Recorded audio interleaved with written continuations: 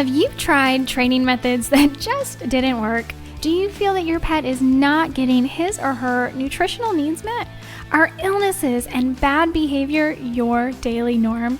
You're going to want to join me on the Pet Parenting Reset, where you'll hear interesting and informative interviews and get solutions to all your pet problems. I'm your host, Jessica L. Fisher.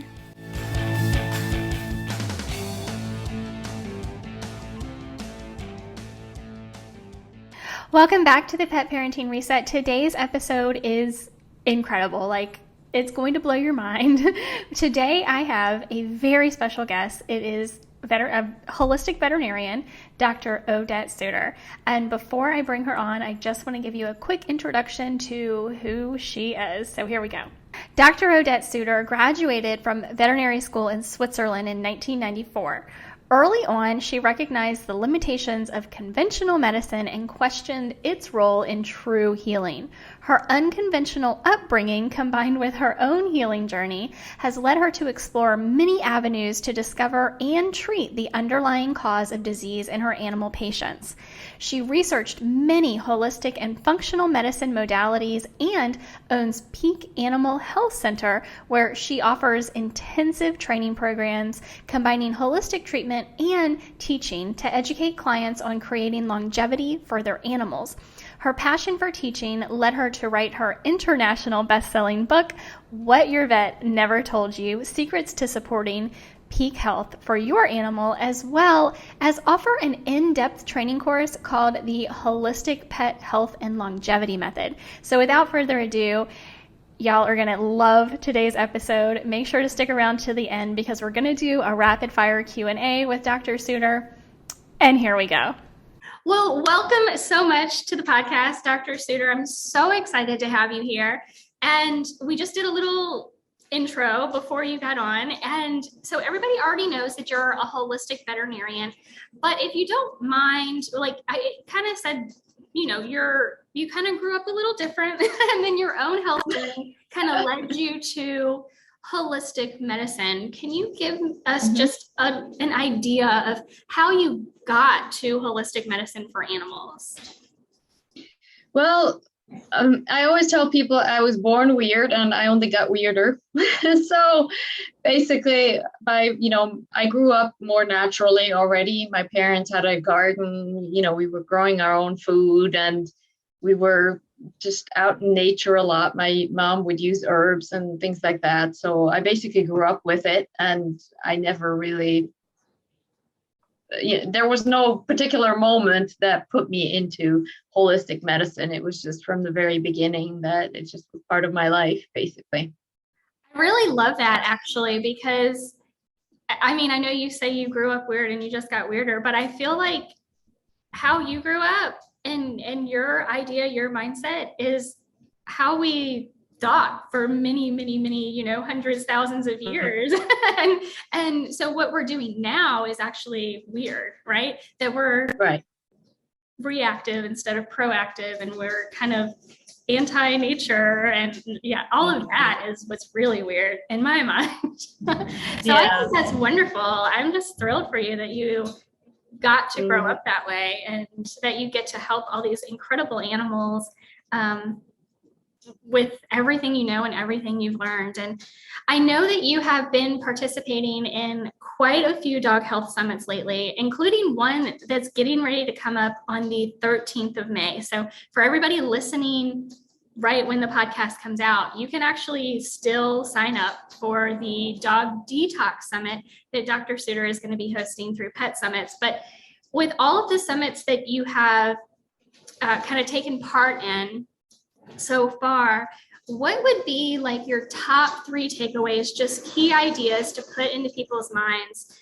that you want them to know, that you want them to research moving forward for their pets? Well, for one, you want to be proactive. I think that's the key to everything. An ounce of prevention is worth a pound of cure.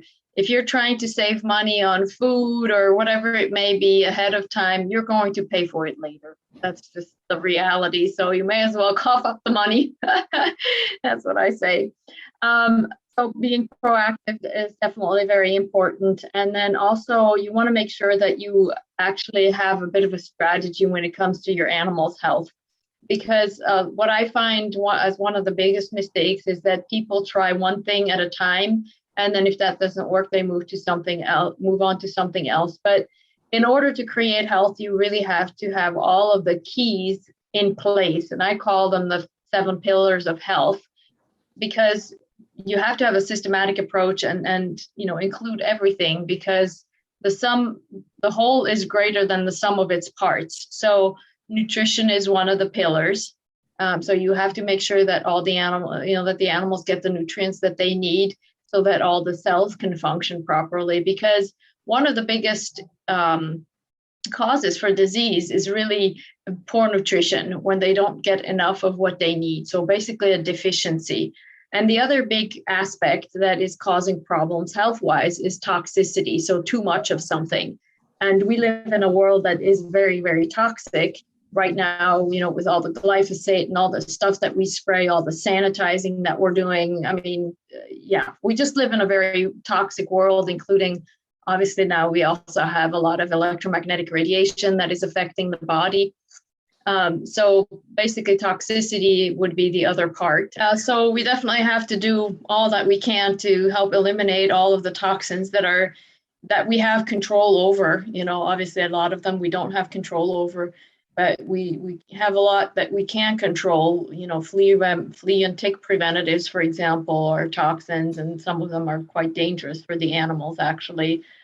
We can also limit vaccines. There's a lot of things that we can do. We can eliminate all the, fluorescent colored soaps that we have and go for natural biodegradable kinds, get rid of all the smelly things, including scented candles as well. All of these things are quite toxic, making sure that the water is filtered, all that sort of thing. So I really invite people to join the Detox Summit, because we will talk about all of these toxins. But in any case, toxins and deficiencies in nutrients are the causes of malfunctioning of cells. And that's basically what disease is. It's a malfunctioning of cells. And so if we are able to restore function to the cells, then we can, and that's good, obviously. And anyway, so the 7 pillars of health are really what help restore function to the entire body. And as I started out, nutrition is the first one. The second one is gastrointestinal health. We definitely want to make sure that the GI tract is healthy, because unfortunately nowadays, again, with all the pollution that's going on, a lot of the good microbes that we have in our gut that are really helping us survive are being killed off because of, glyphosate, for example, is an antibiotic, so it kills the microbes. And without these microbes in the gut, we really don't have much of a chance of survival, because they're running the show. They're like, tens of thousands of different species of microbes, and they each have individual jobs, and they produce a lot of biochemicals that are helpful for the body to run. I mean, they outnumber the body by a factor of 10, depending on whether we just went number 2 or not. And then on a genetic level, they outnumber us by a factor of 150. So, I always ask people, who's running the show here? Is it the cells, or is it actually the microbes? So it's the microbes. They are running the show. So without them, we can't survive. So making sure that we replenish the microbiome and repair the gastrointestinal tract, that's kind of, at the very top, part of what needs to be repaired and taken care of when we have issues, because that's where a lot of diseases originate, including psychological issues, behavior issues, skin issues, cancer, autoimmune diseases, seizures, all of these different types of diseases all have a connection to the gut biome and the gastrointestinal tract in general. So very important. Oh yeah, and then all the neurodegenerative diseases that we see, especially in humans, and then also in older animals, that all has a gut connection. And these neurodegenerative diseases, they start early on in life. So with Alzheimer's, they have found that starts decades before symptoms actually manifest. So another reason to be really proactive in I actually heard something. Oh, I actually heard something really interesting the other day. I think there's some research out that may be suggesting that plaque buildup in the mouth can that there may be correlation to I can't remember if it was Alzheimer's or dementia, but I mean they're pretty similar. And so they're looking at correlations there, and it's really incredibly interesting. I mean, when you start really digging into it, it's just so incredibly interesting, and that's why I'm so excited for the Detox Summit, because I've done some research on my own about detoxing for myself as well as my pets. And I actually have never done a detox. I've never done a detox on any of my pets. I started my dog, Kimberly, on our very first detox just this week. I'm just doing it for 1 week to observe. And I'm not, I'm using, I can't say I recommend a product by any means, but I'm using the detox formula from Vital Pet Health, which is a sister company for Dr. Will Falconer. I'm not sure if yeah. So we use his Canine Immune Complete for her like multivitamin every day. And I've seen some incredible improvements with her that I didn't even think I would see, because even before I started them, I would have thought like she's the healthiest animal I've ever had, and she's wonderful and healthy and happy and vital. I really thought she was. And just by adding that, I've seen different changes in her. So we're doing like a kind of test, like just so I can observe to see if anything happens, if I notice anything at all, this week with the detox blend from them. But yeah, no, that's why I'm so incredibly excited for the Detox Summit, because you don't know what you don't know. I feel like there's just so much out there I don't know. Yeah, well, we're all in that same boat. I feel that way too, you know. It's like I start researching something and then I go down a rabbit hole and off I go. Yeah, well, just like you were mentioning with glyphosate, I did a video on glyphosate a few weeks ago, I think. And when I was researching it, I found out that it was an antibiotic. I didn't know that. And I was just like, you know, seek and you will find, right? Yeah. It's a quite awful kind of toxin. It really affects the body on so many levels. And I was really lucky to be able to interview Dr. Zach Bush for the Detox Summit, and he's talking a little bit about that as well. He's very much out there into restoring the whole planet, so he's amazing.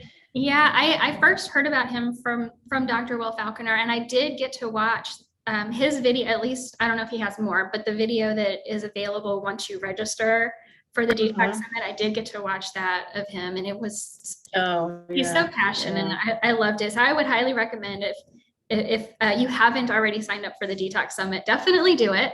But Dr. Suter, when I think about you, because you know there are lots of different veterinarians, fortunately, that we have access to on social media that are putting their messages out there.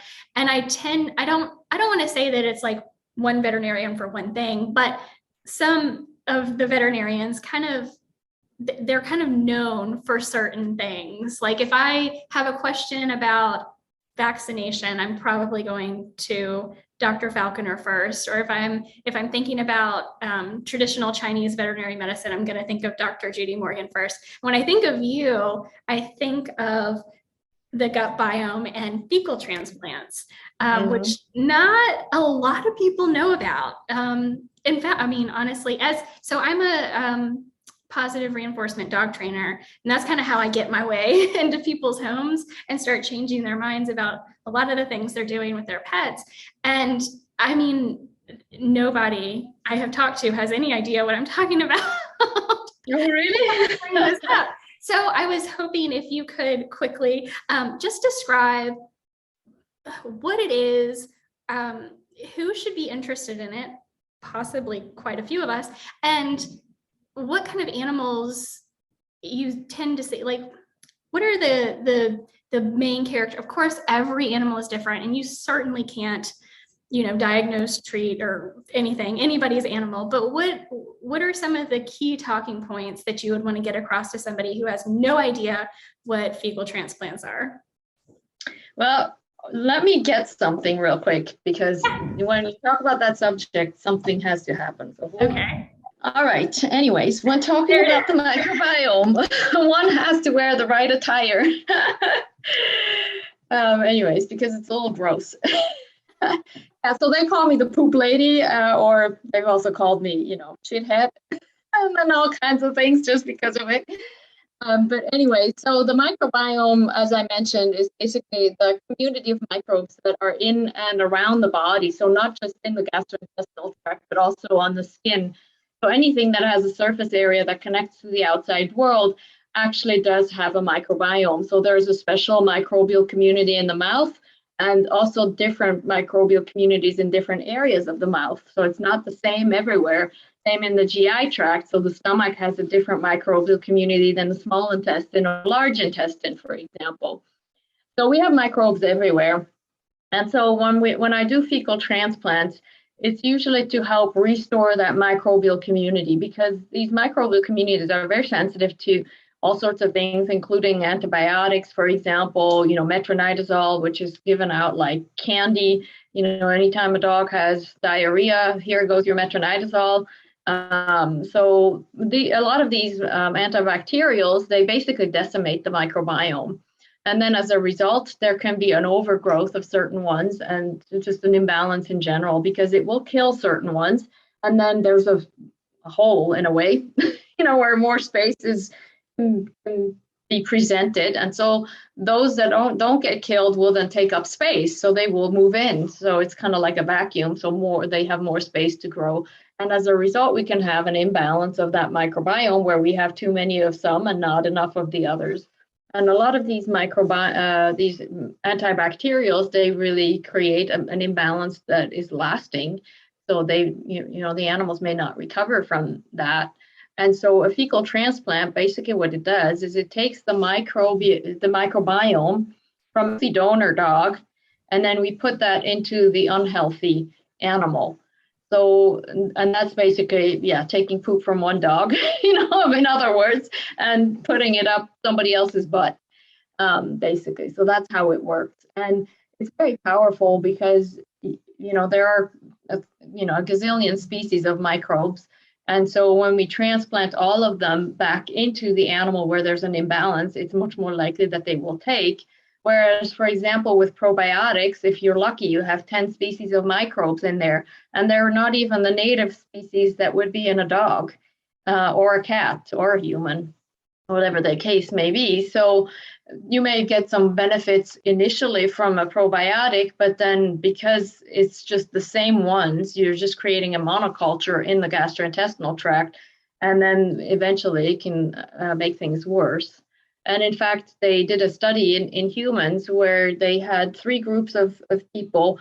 One group, well, they all had antibiotics, and then one group received nothing after the antibiotic.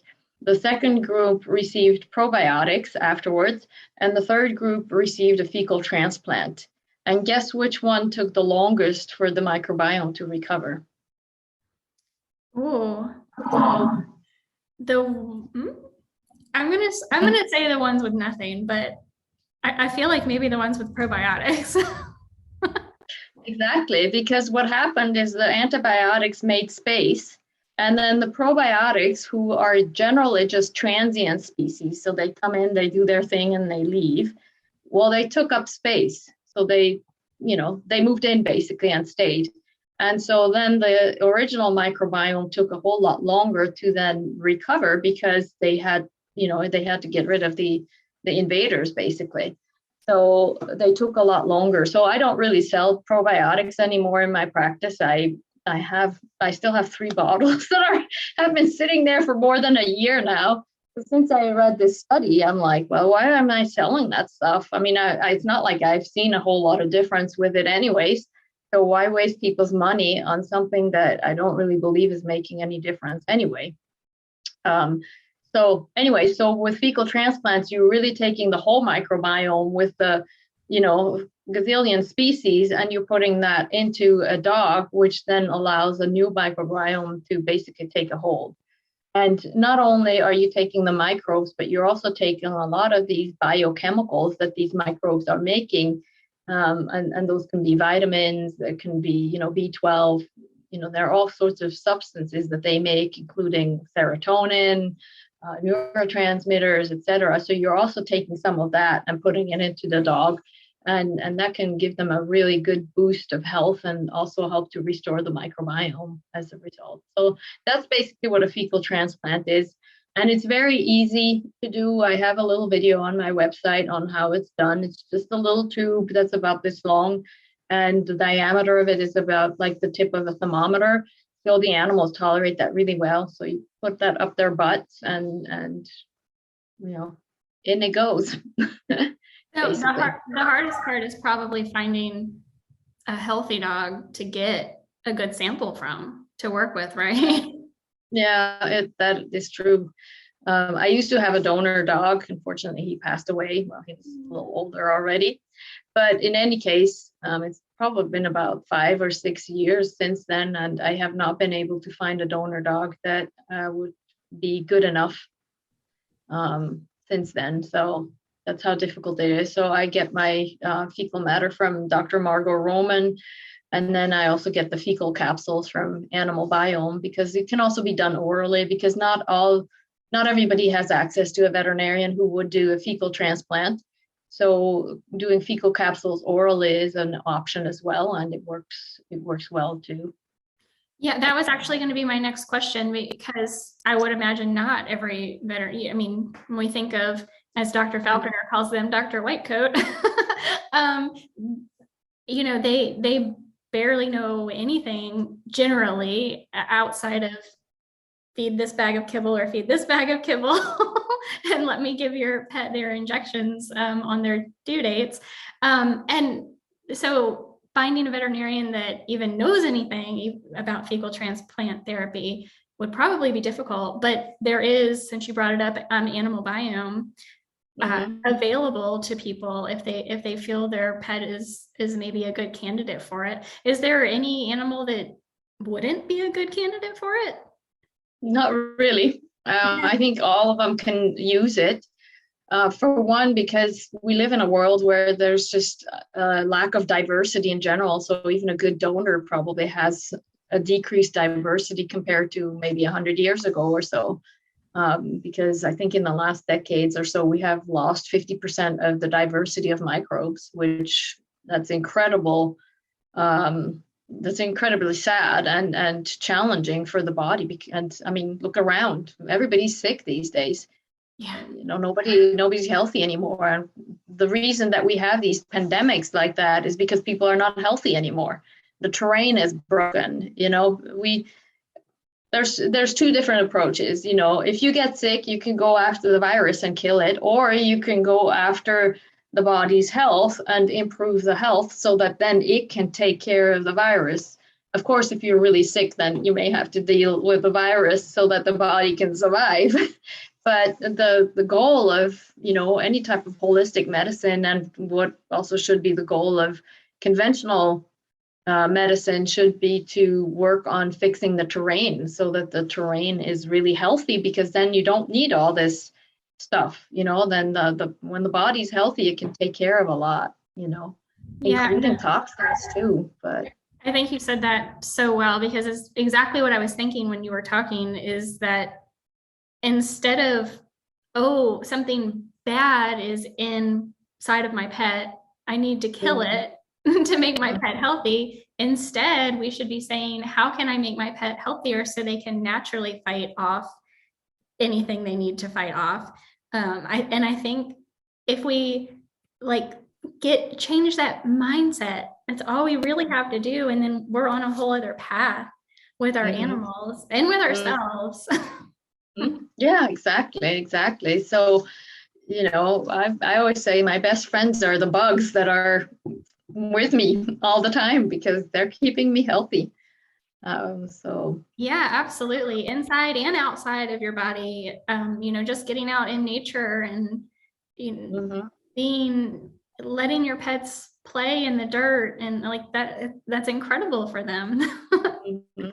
Exactly. So I'm not going to keep you too much longer, Dr. Suter. I have a few questions more that I'm hoping to do kind of like a rapid fire. But before we get there, I want Mhm. to just let everybody know about your book, What Your Vet Never Told You: Secrets to Supporting Peak Health for Your Animal. So this book was actually one of the first books that I read when I started shifting my mindset to there's a pill for everything to wait a minute, no, this is all wrong. This was one of the first books I read. And I bought it, I took it on an airplane with me and I couldn't put it down. And I'm not saying that just because you're on the podcast. I would tell anybody this. I read this whole book in one sitting because I could not put it down. I was like, oh my gosh, with every story in the book, I'm learning something. And I'm like, oh my God, I'm like tapping my husband on the shoulder, like, this is, our one dog, Poor guy. this is our other dog, and this is my cat, and my cat that died 6 years ago. Like, this is what they were doing. Like, this was it. Every story resonated with me. So I highly recommend it to everybody, first of all, regardless of where you are in your health journey with your pet. But when you wrote the book, why did you write it? What were you hoping for people to get out of it? Well, I wrote it for my clients really because I wanted them to be on the same page with me when I work with them.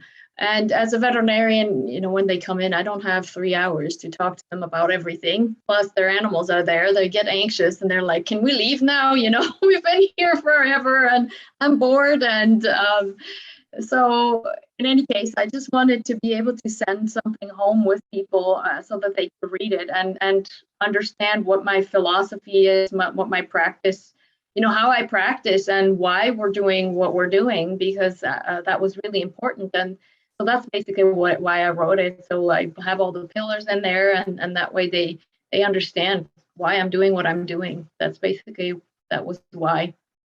Yeah, and I think again, it's just a really great book for people, regardless of where you are on your journey, I think, but especially if you're starting out. It's like it really can help you switch, like just flip how you think about things instead of like I was saying, oh, well, there's a pill for everything. As long as there's a pill for it, I'm fine. Like that's how I used to be probably in my early 20s.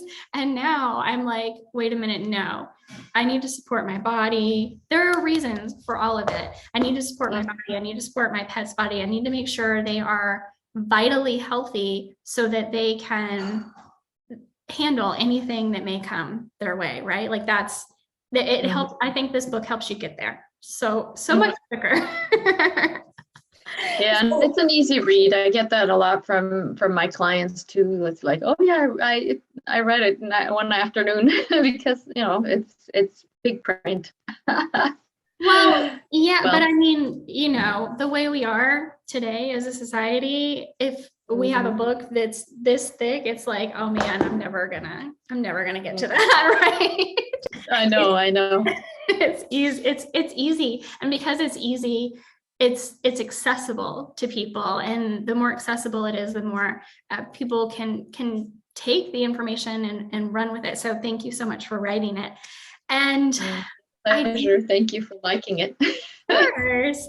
I was hoping we could do kind of like a rapid fire Q&A. Now, of course, as we've already mentioned, you cannot diagnose or treat any animal without seeing them. These are generalities, right? These are like tips for people who they hear their pet and what we're talking about, and they're like, okay, this is what I need to start researching and asking my vet about, or researching and following up to find a holistic vet about, that kind of thing. So the very first one is, my dog is scratching all the time. What should I do? Where should I start? Wow, you want me to give you a quick answer on that one? Man. That's like 99%, well, maybe 90% of all the animals that I see, and there is no quick fix for that, unfortunately. Anything that has to do with scratching, well, definitely look for, first thing would be to look at diet, see what's going on there. If they're on a nasty poisonous kibble with high sugar levels that destroys the gut. Definitely they have to get off of that. Feeding a fresh food diet is certainly number one, but you have to do a little bit of testing to figure out what's going on, because there are some underlying causes that can cause that can create that itching. I mean, it could be flea allergy, it could be environmental allergy, it could be food sensitivity, it could be a hormone imbalance that then just promotes disease, including the skin. But basically, the skin is just the outward sign of what's going on inside. So you have to go digging.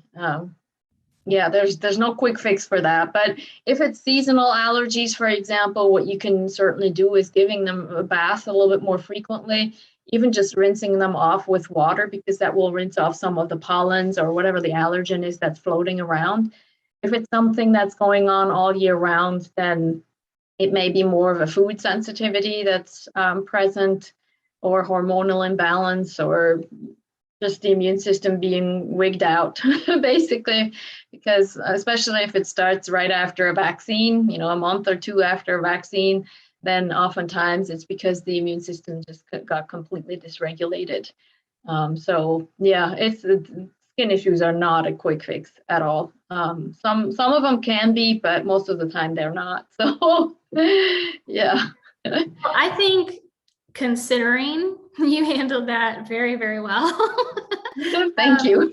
And I always like to tell people, and I'm sure you do too, is that when we attack the symptoms, when we try to cover up and manage symptoms, the underlying causes can really start to go out of whack, right? They can really flare up even worse because we're not addressing the underlying issues. So I think specifically with scratching, because there are so many things that could be causing it, if we're just trying to relieve the itching for our pet, which may be necessary depending on how bad it is. Definitely. But yeah, you've given people so many different things to bring up with their veterinarian. Like, could it be this? Could it be this? Could it be that? Could it be food? Could it be a vaccine? Could it be? Yeah, there were so many different things. So I appreciate that. Thank you so much. Yeah. Yeah. Yeah, but definitely you want to have to look at the underlying cause, but sometimes we do have to put a Band-Aid on things because they can be miserable from that. So definitely for me, top of the list is priorities is quality of health, quality of life for everybody, because it's not just the animals that are suffering, it's the people as well. But once you got the symptoms a little bit under control, then you go and dig and go find out what's going on underneath, because the Band-Aid is not going to take care of the underlying issue. As you mentioned, things can get worse. It's kind of like the car engine light. You put a piece of duct tape on it when it comes on. Well, the problem is still there, right? And you may get stranded in the middle of the road somewhere. Yeah. Oh yeah, exactly. The next question. If somebody is listening and they're saying, oh man, there's so much out there, where should I start? What would be the first place you would tell somebody to start their journey to learn how to help their dog live a longer, healthier, happier life? Well, start with reading my book. Start with reading The Forever Dog by Dr. Karen Becker and Ronnie Habib. Get online, join Karen Becker's group, because they have, like their, what do they call them? Well, anyways, they have a Facebook group and they do weekly lives. I mean, you have to pay for it a little bit. Judy Morgan is another one. I do have a course that I started doing where I educate people, where I basically take them through the steps of the 7 pillars, where they learn what they need to know. But get some help, get some help in whichever way you feel drawn to, but get some help to figure out where to go from somewhere. And also look up a holistic veterinarian, for example. The American Holistic Veterinary Medical Association, ahvma.org, has a list of holistic veterinarians. So find one in your area that resonates with you and get started, because you need a little bit of help. Right now, a lot of the health issues that our animals are facing are more challenging. I have found that in the last couple of years, they don't heal nearly as well as they did, probably because of our own emotional stuff that's come up and all the changes on this planet. So find someone who can guide you if you don't know anything, and learn, read books, watch videos. There's plenty of free content everywhere. And if you want to have a little bit more guidance, then, join my course, for example. Definitely start with the Dog Detox Summit. That's free. It's coming up. Obviously, listen to your podcast, because I know you're spreading a lot of good information. You have blogs and everything. So thanks for what you do. Oh, thank you. That is very sweet of you. I don't want to keep you on too much longer. I very much appreciate you being here and respect your time. I have time. No worries. So if you could do it all over again, your career, is there anything you would change? I would exercise more. That's a good one. Yeah, we don't tend to make as much time for ourselves as we should. Isn't that right? Yeah. Well, exercise is a wonder drug. And, I had a lot of health issues myself with chronic fatigue and then autoimmune issues as well, even though I was taking good care of myself. At least I thought I did. But it still sort of happened. And I think one regret that I had was that I didn't exercise enough. And that's definitely something, I don't know. I mean, it really doesn't have necessarily anything to do with my veterinary career, but in a way it does, because not exercising made my life more difficult. Mm-hmm. And exercise is like a wonder drug. So exercise, that's one of the pillars as well. It's such an important one. So that would be one of my regrets. Include your pet if you can, because definitely do it for your pet. They need as much exercise as we do. And I was actually just writing a little post today about getting your cat enough exercise, because I think they need it too. Mm-hmm. That's probably one of the things with our cats, that although there's not, in my opinion, enough, and there aren't as many resources for cats as there are for dogs right now. No, I think a lot of us, we can take the information we're getting about our dogs and kind of run with it with our cats as well. So much of it overlaps. So much of it. Except that you're dealing with aliens when it comes to cats. We're like, I'm not doing that. Forget it. And I'm not eating that either. I feel that to my core, as my cats are currently in a food regression. So they're controlling you. They are, very much so. Yeah. Well, Dr. But no, I don't think I would do anything differently, because life is the way it is. It's a journey, and you get handed what you are going to learn the most from.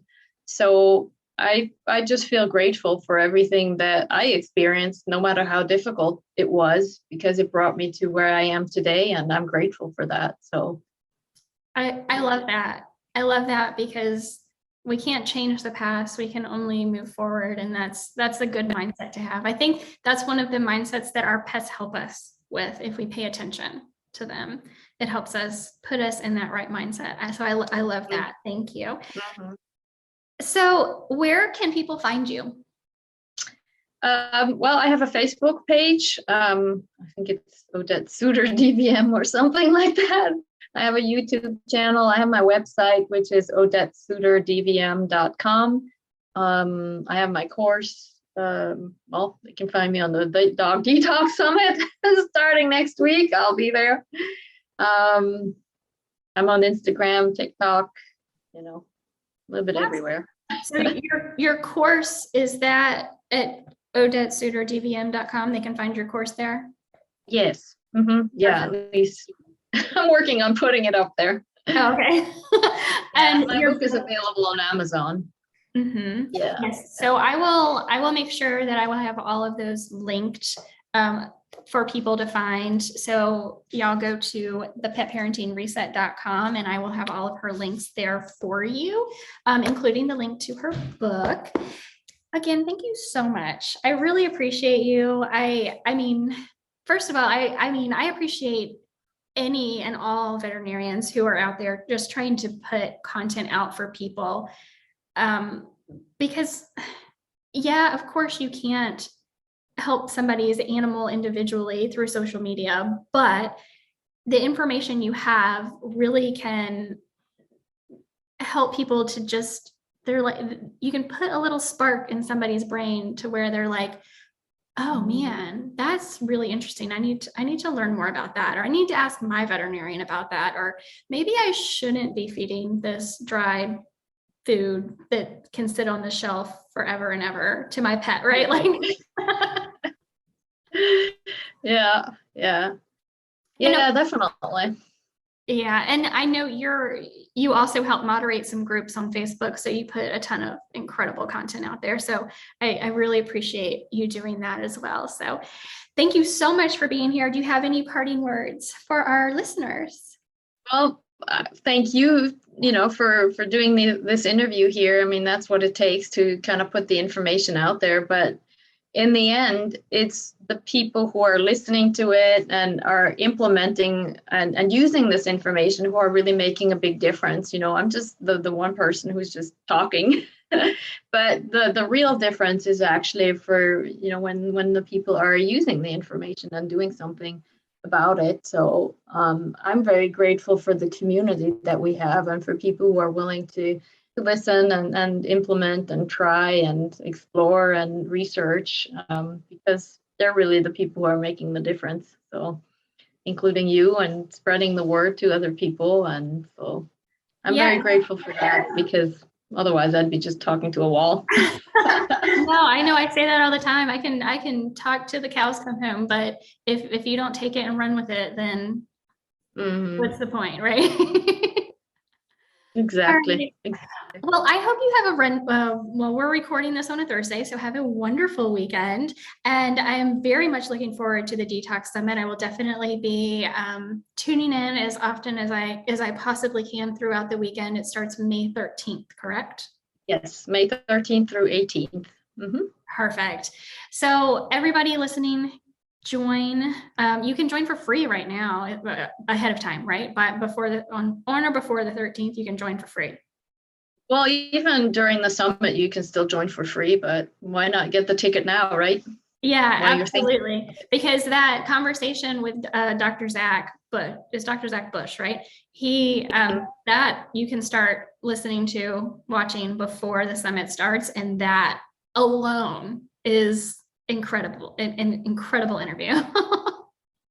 Right, So exactly. Exactly. go check it Yeah. out. Make sure you're following Dr. Suter on all of the socials, Facebook, Instagram, TikTok, and check out OdetteSuterDVM.com. Make sure you're getting her book as well, What Your Vet Never Told You. I highly recommend it to everyone. Thank you again, Dr. Suter. And everyone out there, make sure you're giving your pet some extra love from me and from Dr. Suter this week. Until next Definitely. time.